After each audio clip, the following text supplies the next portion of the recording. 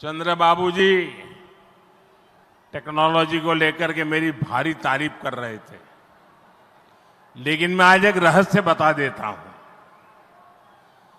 जब मैं गुजरात में नया मुख्यमंत्री बना तो मैं बाबू हैदराबाद में बैठ करके किस किस प्रकार के इनिशिएटिव ले रहे हैं उसका बड़ा बारीकी से अध्ययन करता था और मैं उसमें से बहुत कुछ सीखता था और उसे आज मुझे लागू करने का अवसर मिला है।